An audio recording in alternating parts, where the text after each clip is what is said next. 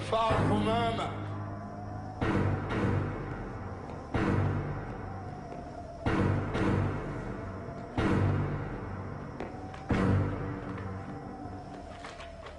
أخ شريف، الحكومة حكومة كافرة فاسقة وداعرة. يعني أنت معانا؟ طبعا معاكم. مستعد تنفذ كل اللي هنقول لك عليه؟ رقبتي أنا من إيدكم دي لإيدكم دي. يعني مش خايف من الحكومة؟ أنا ما خافش غير من ربنا سبحانه وتعالى. قلبك عامر بالإيمان. لا إله إلا الله وحسبي الله ونعم الوكيل. أخ شريف، أيوه، جت اللحظة اللي القدر اختارك ليها عشان تقدم أكبر خدمة للأمة الإسلامية كلها. طبعا طبعا. إيه اللي بيلفوه حوالين وسطنا؟ هذا حزام ناسف. حزام إيه؟ ناسف.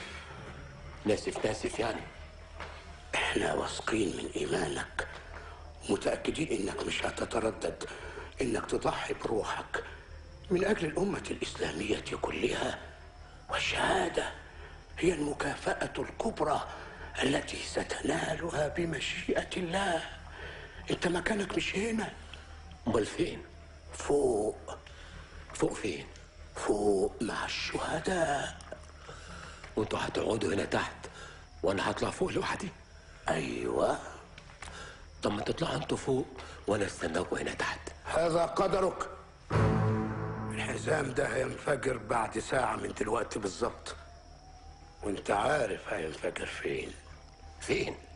في العمارة كلها، بما فيها سفارة الخنازير والقردة.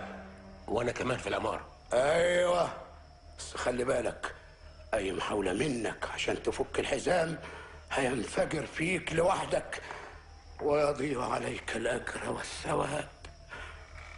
توكل على الله فهو حسبك ونعم المصير. ونعم المصير.